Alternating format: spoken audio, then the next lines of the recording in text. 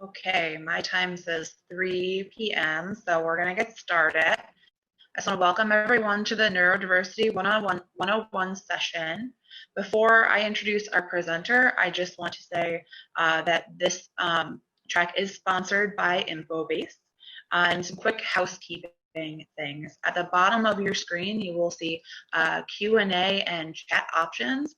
Please use the Q&A to submit questions during the presentation. At the end, we will leave some time to answer those, as many of those questions as we can get to.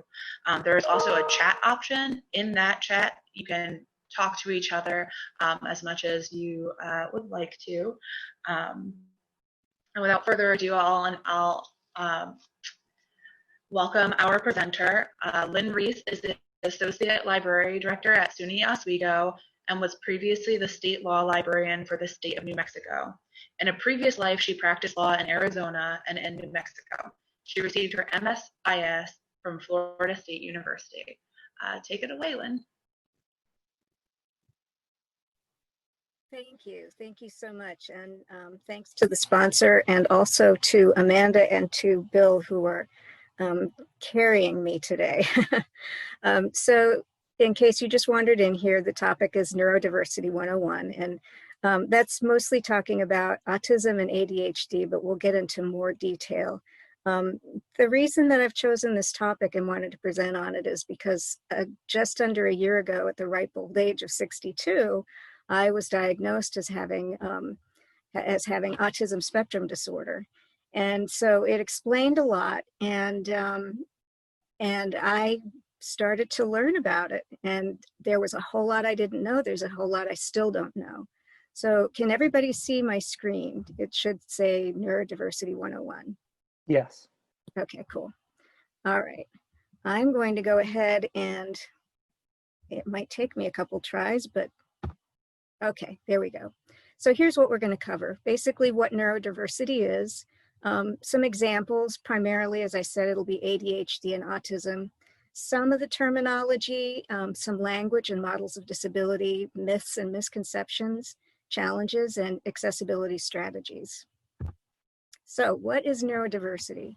I'm just going to read this, but it's pretty thick. The variation and differences in neurological structure and function that exist among human beings, especially when viewed as being normal and natural rather than pathological.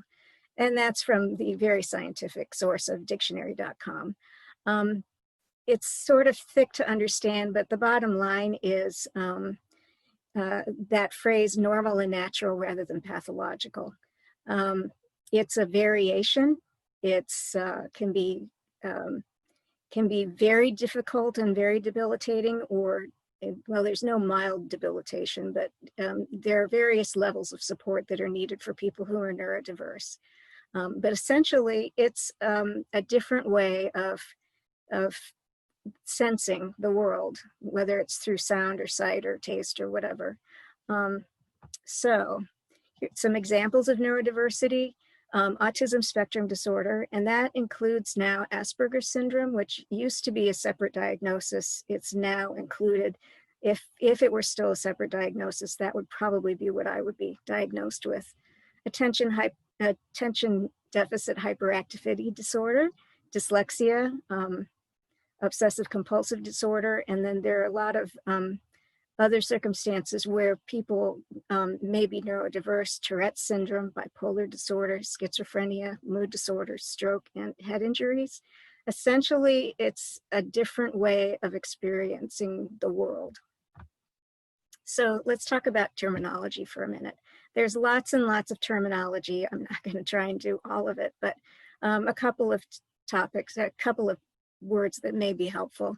Neurodivergent and neurodiverse simply refers to people who are differently wired, okay, cognitively. Essentially, I run on Mac and you run on PC, or vice versa. Neurotypical are people who run on the norm of the dominant culture. So if I'm Mac, a neurotypical person is PC. Allistic is not so commonly used, but it just means not autistic. Stimming is something I'll talk about in a few minutes, and that stands for self-stimulating behavior. And then masking is the attempt to hide autism or ADHD or other neurodiversities, and that is actually not a healthy thing. So what I want to do is talk about some of the social conversations that you might hear or you might have with other people. So I'm going to talk first about language and then also about the model of disability.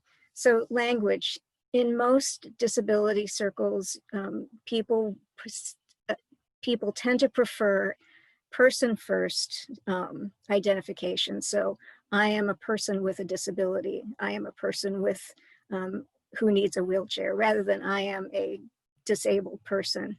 But there are certain communities who tend to prefer identity first. The deaf community tends to go in that direction, and so do autistic communities.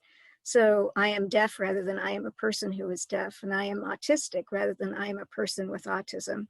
And the reason is because those who prefer identity first identification believe that autism or deafness is an integral part of who we are. It's not something that you can separate. Now, people vary in opinion on this. There are some people who really care, which, one way or the other. There are some people who really don't care that much. I personally don't care that much. But I'm mentioning this because sometimes somebody who's talking about autism will use an identity first identifier saying this, the autistic person, and they'll get called out for using that kind of language. And so what I'm here to tell you is that either way is okay. All right, so models of disability. There's medical models of disability and a social model. The medical model is the deficit is within the person, okay? My deficit is that I need a wheelchair. I can't walk, so I need a wheelchair to get up the stairs. The social model of disability looks at it differently. It says the deficit isn't in the person, but in the environment. So for a person in a wheelchair, the deficit is not in the person in the wheelchair. The deficit is the fact that there's no ramp. So self-advocates tend to go with the social model of disability. Either way, whichever way you look at it, neurodivergents need varying degrees of support.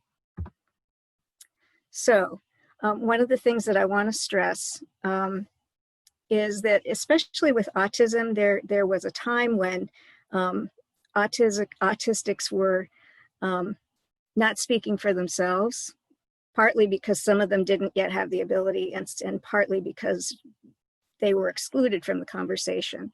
So disabled people have sort of this adopted nothing about us without us, and the Autism Self-Advocacy Network has sort of taken that on as its motto as well. In other words, we need to be part of the conversation, and that's whether we're verbal or nonverbal. But the bottom line is we need to be part of the conversation, and too often we're not. So, isn't everybody a little bit autistic? Now, see, this is where I'm still learning. I used to say that. It turns out that that is not an appropriate thing to say, and I get it now. First of all, the answer to that is no. If you're autistic, that means, or if you've been diagnosed with autism, that means that you have met specific DSM-5 criteria for diagnoses, which I'll talk about very briefly in a minute. Now, it's true that everybody shares autistic traits now and then, losing things, or, the feeling of, that fingernails on a chalkboard that you can't stand, or certain tastes or whatever. That's true. You lose your keys, whatever. That's very true. Everybody does that. The differences between the best analogy is sadness versus depression. I am sometimes sad. Actually, I have clinical depression, so this is a little off, but I am sometimes sad does not mean that I have clinical depression. They're two different animals. And so that's why it's not appropriate to say, isn't everybody a little bit autistic? I guess appropriate isn't really the right word. It's just to let you know that this is I don't want to say that anything is actually inappropriate to say. I just want you to know that the way the disability community looks at that statement, so that you're aware. The problem is that it basically trivializes the experience of the autistic person. So I thought when I said it that I was being, empathetic and, oh yeah, I get it. But what the person was hearing was, yeah, if you're a little bit autistic and I'm a little bit autistic, then your difficulties just really don't matter that much. And so it trivializes what people who are autistic go through.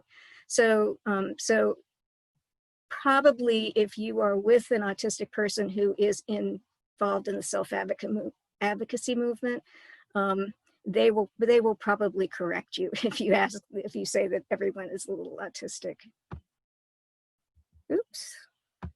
Okay, now, remember I said nothing about us without us. I probably do have ADHD. It's a very common comorbidity, but I've not been diagnosed, and so it's not my place to tell you about ADHD. So this is a 7-minute video, which is pretty easy watching, and hopefully this will work. I've got it set up, I believe, so that you'll hear the sound, and Bill, if something goes awry, I hope you'll let me know, because I can't tell.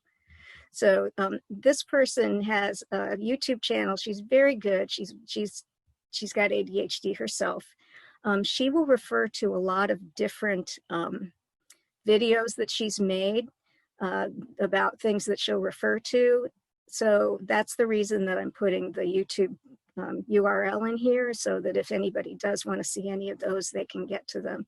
And I'll be sharing the PowerPoint with all of this information on it, of course. So let's give this a shot.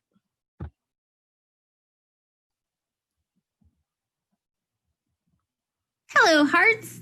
People who love ADHD. Can you guys see the screen, the video? We can hear the audio, but I can't see the video playing. I probably need to change the share.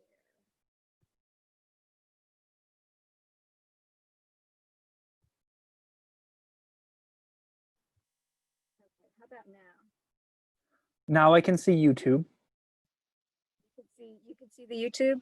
Yes. Yeah, I Okay. think if you press play and then you maximize the video, it should be good. Okay, cool. All right, let me do that then. Brains. Most of my videos focus on helping ADHDers with. Okay. Looks great. Oh, okay. I thought you said wait. All right, I'm gonna just back it up here. Okay, here we go. Hello, hearts. People who love ADHD brains. Most of my videos focus on helping ADHDers with their challenges, but I understand that some of those challenges might affect you too. So I want to give you a little insight into the ADHD brain and a few tips that might make loving and living with us a little easier. So here's what you do. First, it helps to remember that us having ADHD doesn't mean we're lazy or aren't trying or that you're doing anything wrong. ADHD is a neurodevelopmental disorder, so our brains really do function and develop differently than yours. While we can learn to manage our symptoms, and ADHD is very treatable, that doesn't mean the symptoms just go away. Some things will always be a struggle for us, and understanding those struggles is one of the most helpful things you can do. So, before I get into the solutions, let's review the basics. There are 3 main characteristics of ADHD. 1, inattention, or more accurately, lack of focus. While most people can ignore distractions, we have trouble not responding to everything that comes to our attention. So if you're shopping for a novel and see a cookbook, your brain dismisses that as irrelevant, while ours makes us pick up the book, flip through it, decide to take a cooking class, and buy a spice rack, and then leave without the novel. 2, impulsivity. You know, the part of your brain that makes you realize you're about to do or say something stupid and makes you go, well, now let's think about this. Yeah, we don't have that. Well, we do, but it really doesn't work the same way. You can learn more about that in this video. 3, hyperactivity. This doesn't necessarily mean physical hyperactivity. It could be mental or emotional hyperactivity too, racing thoughts and feelings. This is why going to bed and sitting still are often huge challenges for us. So those are the basic characteristics. Now here are a few things that it's also important to understand. Hyperfocus. The opposite of inattention, this is a blessing and a curse. If our brains get engaged in the right way, we'll focus so intently on something that it's hard to tear us away. Dopamine, aka the reward neurotransmitter. We tend to have trouble with routine, everyday tasks because the reward/motivation system in our brains works differently than yours. So tasks that feel rewarding to you might feel like torture to us. Executive function. Executive function skills like planning ahead, initiating a task, remembering all the steps involved, and being able to ignore distractions while we work on it are all affected by our ADHD, which is why we might get stuck on seemingly simple tasks like sorting the bills or doing laundry. It's also why we tend to start a lot more than we finish. So how does this apply to your real-life situations, and how can you help? How can you make life a little easier, not just for your ADHDer, but also seriously for yourself? First of all, we're all different, so it's important to ask. What works for some people with ADHD won't work for others, and sometimes what works today isn't going to work tomorrow. But here are some basic solutions to common ADHD issues. Forgetting appointments. Put everything on the calendar. Yes, even date nights. Just because we agreed to it doesn't mean we'll remember it. We've been on the computer for 8 hours straight, and you've been really cool about it, but you need our attention. Help ease us out of our hyperfocus before you start talking. A great way to do this? Simple touch. Wait till we've pulled our attention away from whatever we're working on before you start talking. You're talking, but we keep getting distracted. This might sound counterintuitive, but hand us something to play with. Fidget toys keep our brains from bouncing all over the room, which helps us focus. It also helps to have important conversations while there aren't a lot of distractions around, or while we're doing something physical, like taking a walk. The house is either a mess, or you've been taking on way more of the chores than is fair. Yeah, we're not good at chores. Remember dopamine? Delegate whatever you can. Hire a maid or a professional organizer. And what you can't delegate, encourage us to make fun. Timers, competitions, sticker charts. Tasks that involve novelty, challenges, or deadlines give us higher levels of dopamine, which makes it easier for us to focus. Gamification helps too. I explain more in this video. The bills aren't getting paid, and the garage we promised we'd clean out hasn't been touched. What helps us here is setting up reminder systems, breaking down projects into simple steps, and scheduling tasks that aren't urgent. You can learn more about that in this video. It also helps to assign the next step, not the whole project. Losing stuff. It's important to have a place for everything. Keys go on the hook by the door, shoes go on the shelf in the closet. When you reorganize and stuff gets moved around, the house looks great. We also have no idea where anything is. Keep the place where the important stuff goes as consistent as possible. You're trying to have a rational discussion with us, but we can't keep our emotions in check. Cut us some slack, but set some boundaries. We tend to be sensitive, and the parts of our brains that control emotional regulation aren't as developed as yours. We probably need to work on our brakes. But in the meantime, set some healthy boundaries for yourself, and if the lines get crossed, walk away. Continue the conversation when we're calm. It's like we're not even trying. Most of the time, this isn't true. ADHDers work a lot harder at life than people realize. We just face a lot of challenges. And for us, trying harder usually results in nothing but frustration. The solution for ADHDers typically isn't trying harder. It's finding a way to work with our brains in a way that's more helpful than banging our head against the wall. But occasionally, it is true. We're not trying because we've given up. We get discouraged easily. So if every time we make dinner, you get upset at how messy the kitchen gets, we might stop trying. If we feel like we can't do our homework right, we might not do it. On the other hand, we do really well with encouragement. Notice and appreciate our efforts more often than our failures, and we'll probably surprise you. Last suggestion for making your life easier, and I think the most important. Unless you are our parent, don't parent us.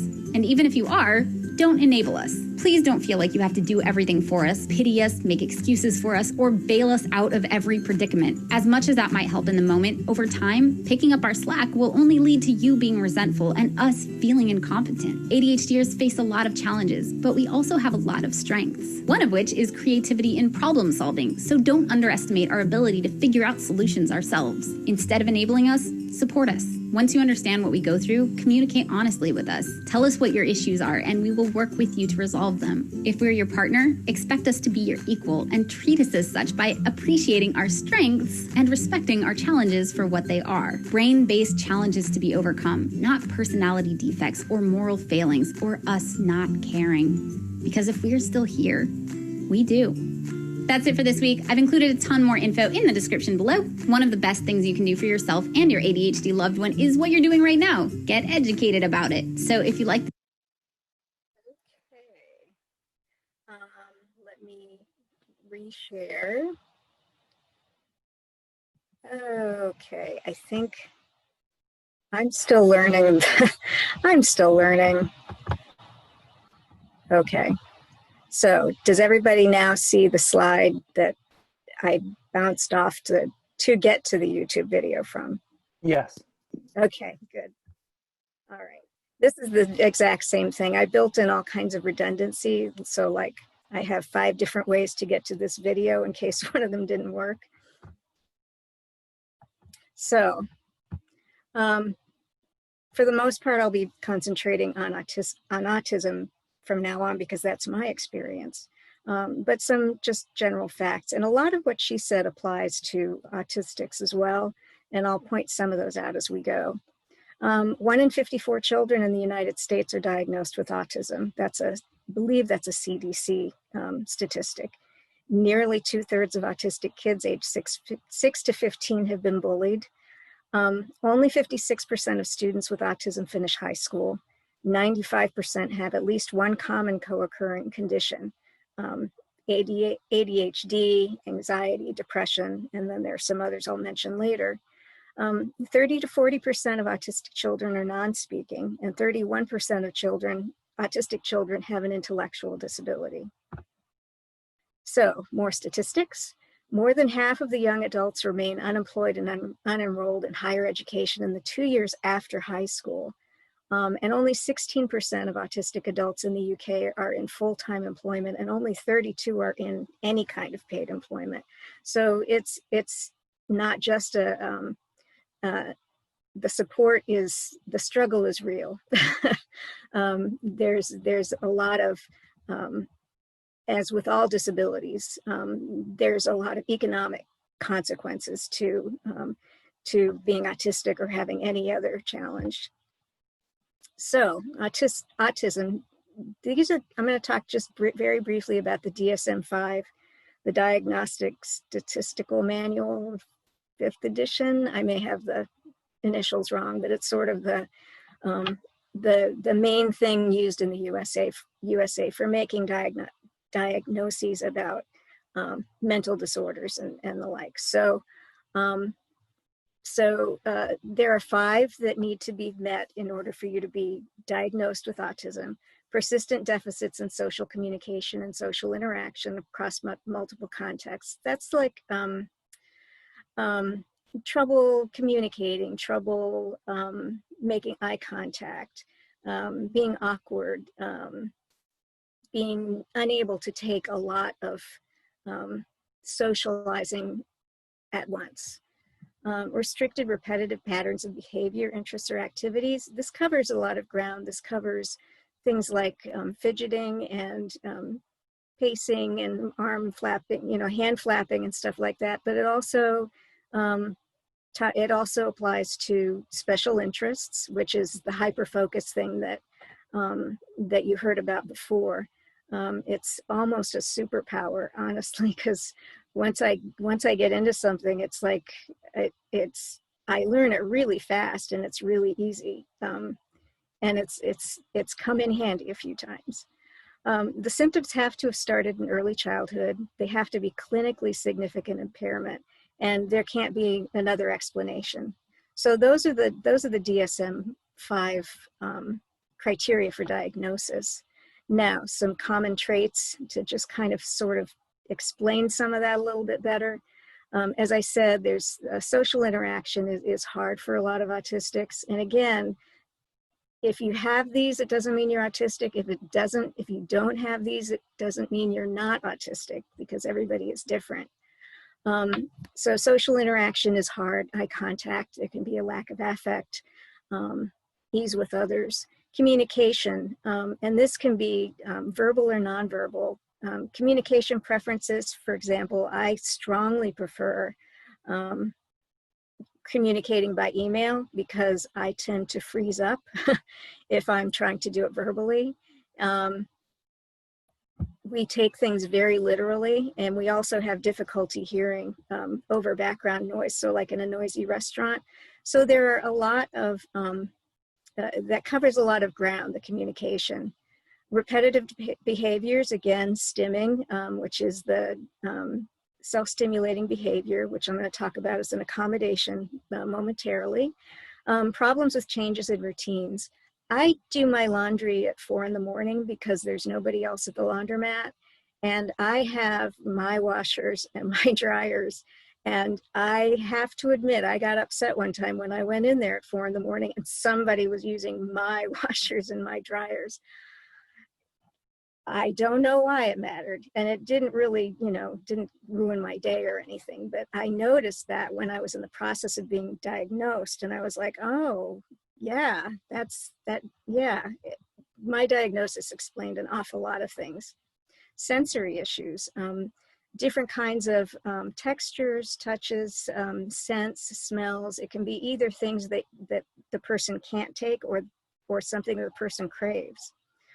Special interests, as I said, that's the hyperfocus. And then this is something I did not know, issues with gross and fine motor skills. There are also physical disabilities that coexist with autism. So common comorbidities, ADHD and OCD, depression, anxiety, digestive problems, epilepsy, and eating disorders and sleep disorders, also substance abuse. I have several of these. But again, that doesn't mean that everybody who has this is autistic or, vice versa. So let's talk about some myths and misconceptions. I am trying to make sure that I keep time. I think I'm okay. We'll find out. So first of all, the usual, the message in the past has been that if you're diagnosed with autism, that's a tragedy. It is not a tragedy. It is a challenge. And for some people, it's an enormous challenge and very difficult for parents and very difficult for caretakers. But it's not a tragedy. It's a different way of experiencing the world. And the idea is to work with it, not against it. Neurodiversity is common among girls as well as boys. It's a lot of the reason that girls were not diagnosed was because they present differently. Girls are better at masking and hiding it, and the special interests that they have tend to be more common, like horses or whatever, so that people don't spot it. It's also something that we were born with, and so it's not just a childhood thing. It's not going to go away. So I will always be autistic, and I will always have some of these challenges. There's a myth that non-speaking autistics can't communicate or understand what's going on around them. There's a lot of technology that has been developed and that is being developed that's allowing non-speaking autistics to communicate very effectively. There are poets and there are writers, and I think one of the board members on the Autistic Self-Advocacy Network, oh boy, I believe that there's one of the board members who is non-speaking. Technology has done wonderful things. And what's more important, whether or not it looks like the person is aware of what's going on around them, they're aware. In fact, they may be too aware, and that may be what's causing, the meltdown or whatever non-typical behavior that you're seeing. There's a myth that autistics don't feel emotions. It is true that we don't express them the same ways. We may not, the lack of eye contact, things like that. We may say the wrong thing. We may not seem sympathetic. It is not true, however, that we don't feel the emotions. And in some cases, we feel them differently. In some cases, we feel them more intensely. And so again, it's an individual thing. Again, just like with the ADHD, there's a perception, especially with people who aren't so visibly disabled, that we're not really trying. And that is not true. I spent the first 62 years of my life trying to figure out why I couldn't get the hang of life. I couldn't, I went to law school. I'm a reasonably intelligent person, but I couldn't make appointments and stick with them. I couldn't remember things. I couldn't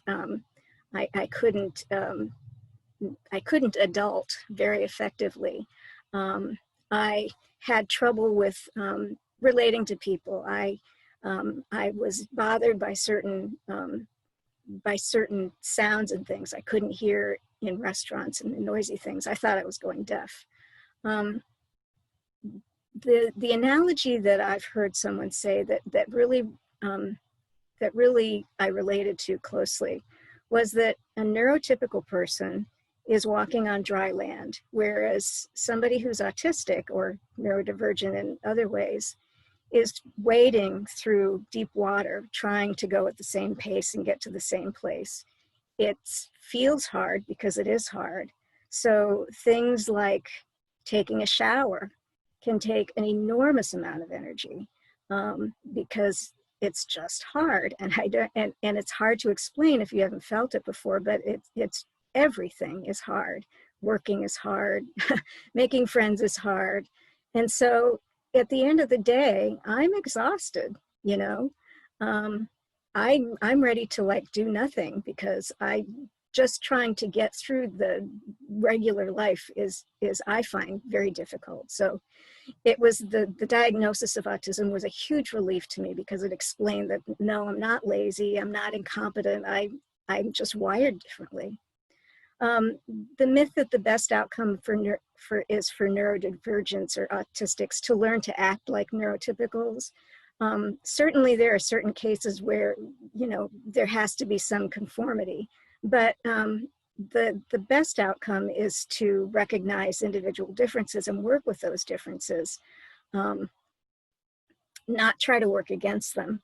I'll talk about stimming as an example in a few minutes. And then there's whatever stereotype you've heard before. We're savants, we're very smart, we're like Rain Man, we're great at math. All of those are true for some people and not true for other people. So in the self-advocacy universe, there's a saying, if you've met one autistic, you've met one autistic. So what works for me might not work for somebody else. What works for somebody else might work today, but not tomorrow.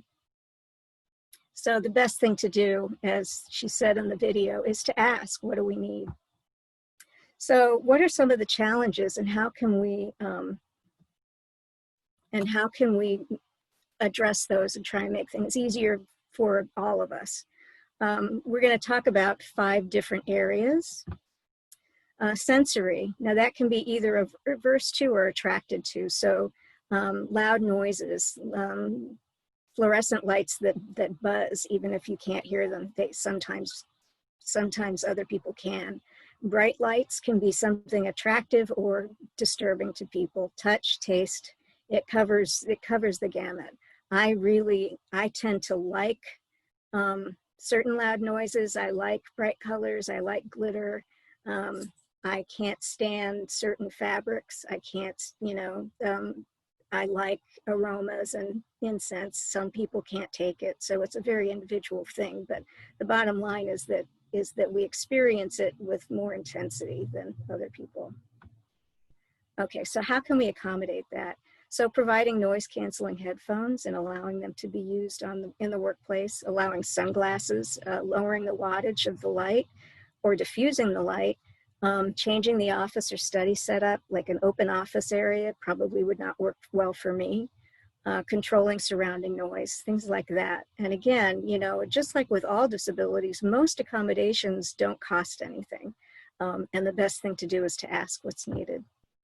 So stimming is what I consider a very important accommodation. Stimming is fidget spinners and slinkies and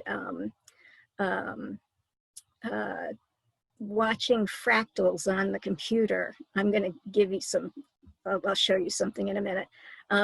Repetitive movements, for example, it's pretty common for some autistics to flap their hands. I do that when I brush my teeth. I don't know why, it just soothes me somehow.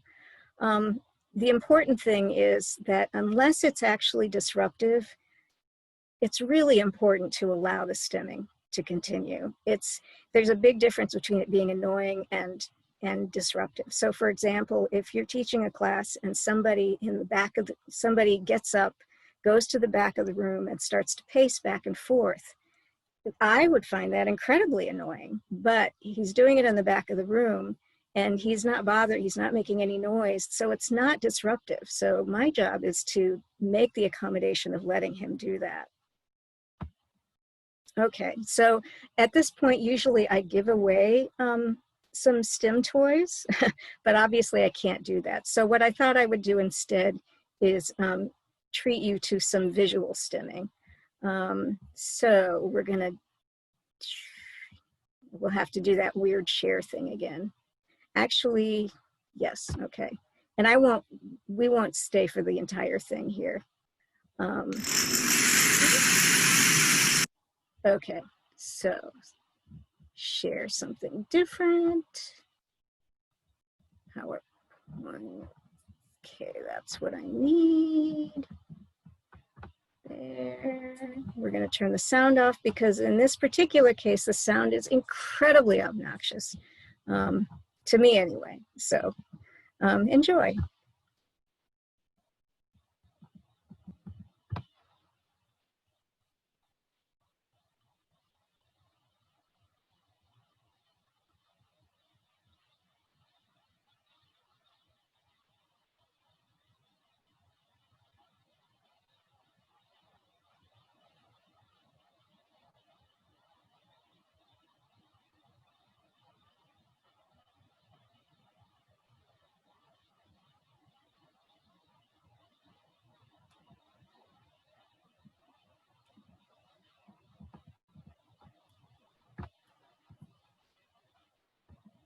Okay. As I said, I'm not going to show you the entire thing. There's a 1-minute one that I am going to show you in a minute, because that one is specific to colleges. Okay, new share, PowerPoint, share. Sorry, I'm having to just sort of do this step by step. One of the things that's typical is that I can't remember like strings of things very well, so I have to kind of work through it slowly. So, okay, so if you, this is the same video, I was doing redundancy again. If you go to YouTube and you search for oddly satisfying, there's an amazing number of things that just feel really good to watch. And Cal State made a video of their own for people during finals. So I'm going to show you that. It's only about 1 minute long.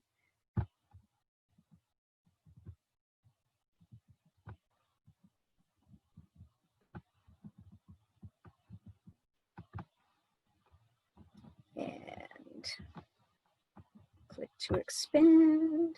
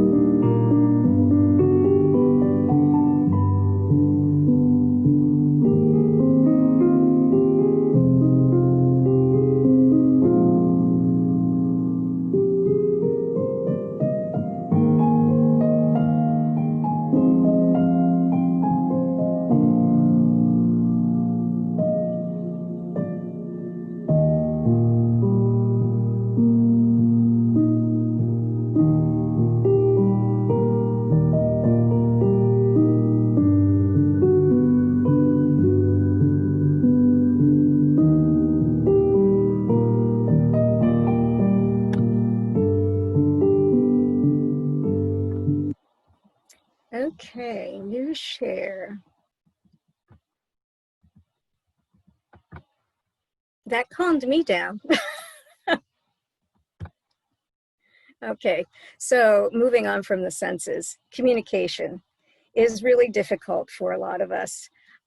We tend to take things very literally. We may have trouble reading faces and other social cues. We may come off as rude, not because we mean to be, but because we can be clueless about what's the right thing to say.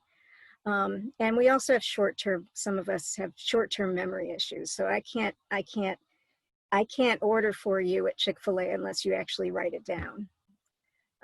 Accommodations, again, write it down, provide specific directions in very small steps, and be ready to answer questions. Don't assume that the person remembers what you've said, and give them the benefit of the doubt. They're probably not trying to be annoying. They're probably just trying to get it right.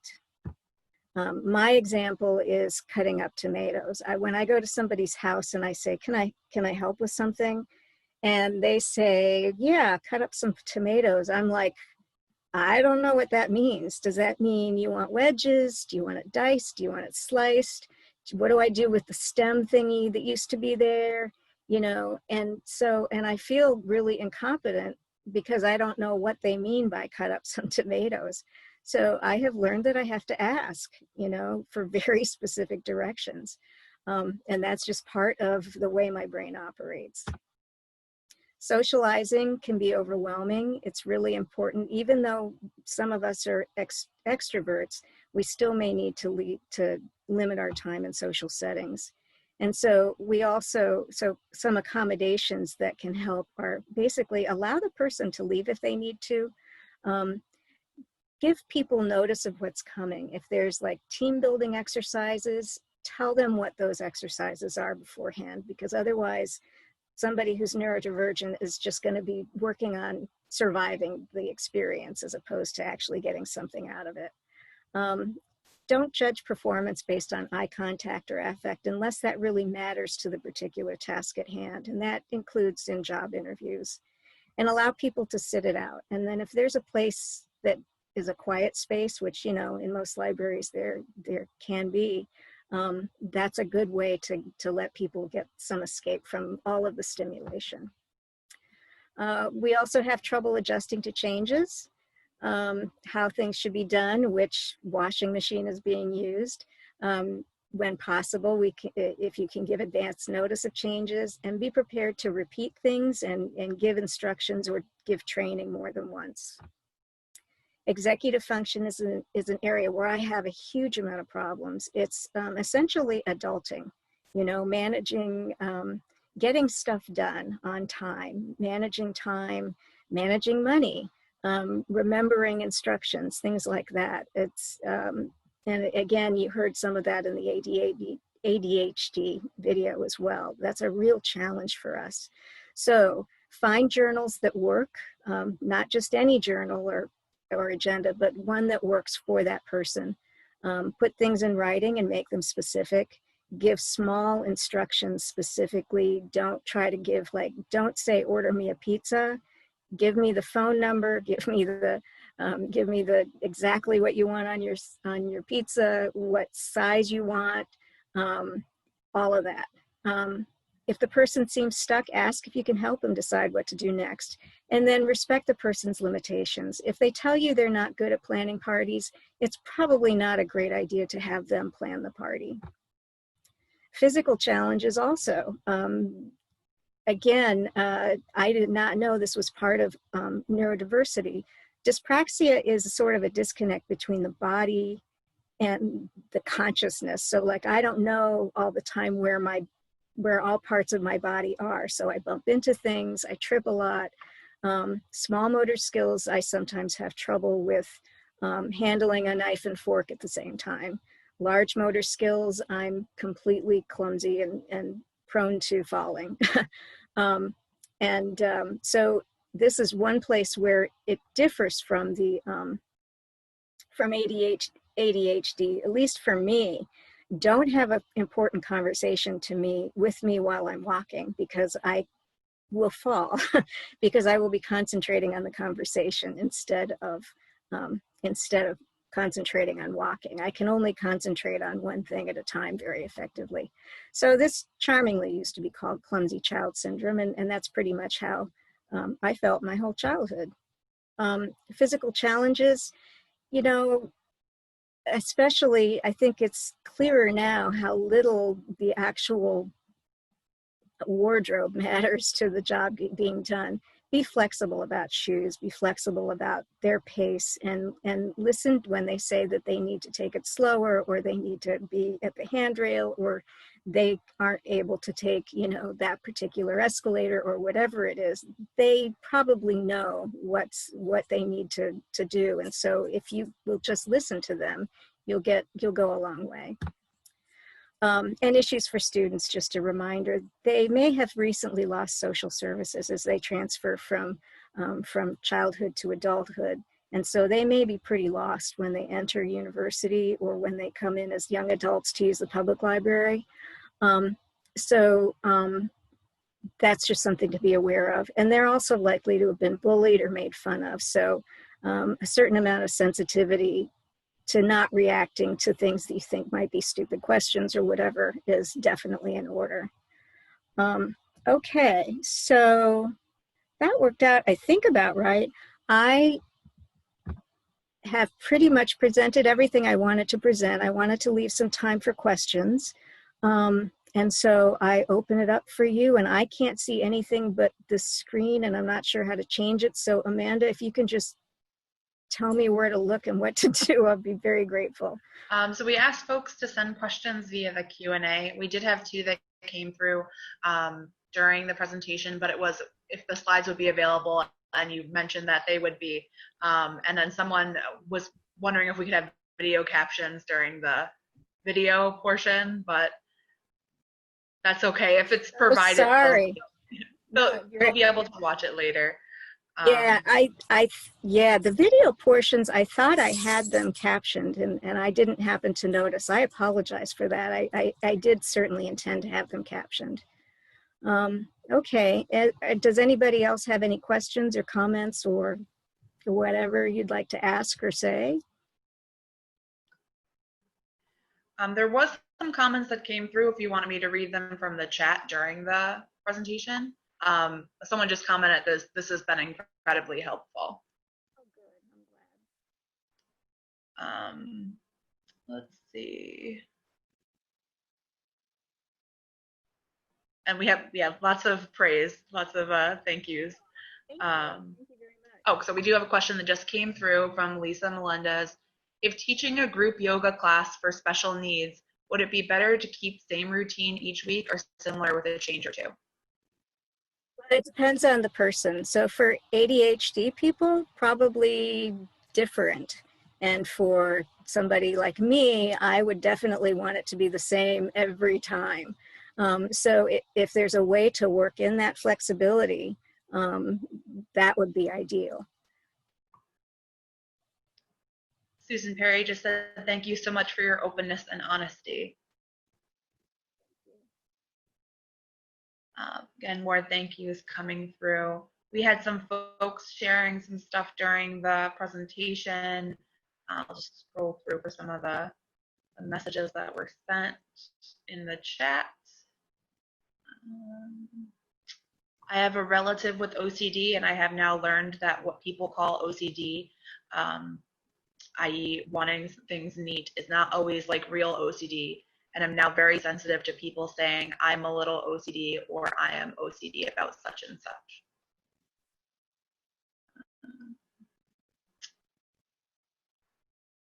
Robin Brown said, thank you for doing this. My name is Robin Brown. I identify as a librarian with disabilities. They left their email in the chat if you want to pick that up. And they asked, they said to let them know if you would like to know more about their research. Oh, great, thank you. Yeah, and in the, I've also got some, they're more lay kinds of research things, but I do have some links that will come with the slides, so. Okay. Someone said, I went to a medical conference where there was a low stimulus break room. It had low lights, rugs, and comfortable chairs, mellow music, and people were not supposed to talk in there. Maybe library conferences should do this. That would be very nice. I find when I'm going to something like that, oh, I have a friend. I find when I'm going to something like that, I can take it for so long and then I need to just go and sit in a quiet place for a while.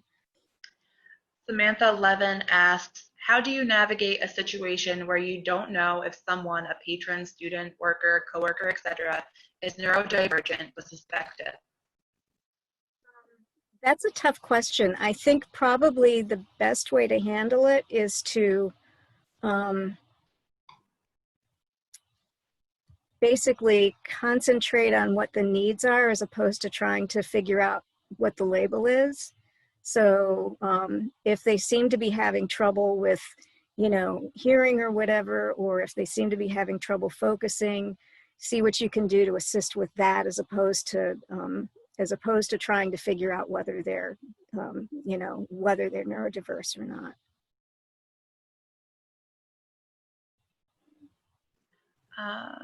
Someone said earlier in the chat that they agree with being flexible about wardrobe. They're high functioning with cerebral palsy. Another person said SUNY Purchase actually has an autism spectrum disorder support group, and they were part of it, and it was a huge help.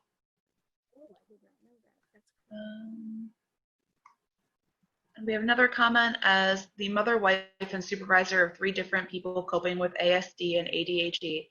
Thank you so much for reminding me how important it is to have patience and understanding. And that is all I see right now. Let's see, it is 3:51, so if there are no other questions for Lynne, all right, I think that's all. Thank you so much for your time and for the opportunity to do this. I really enjoyed it. Thanks, everyone.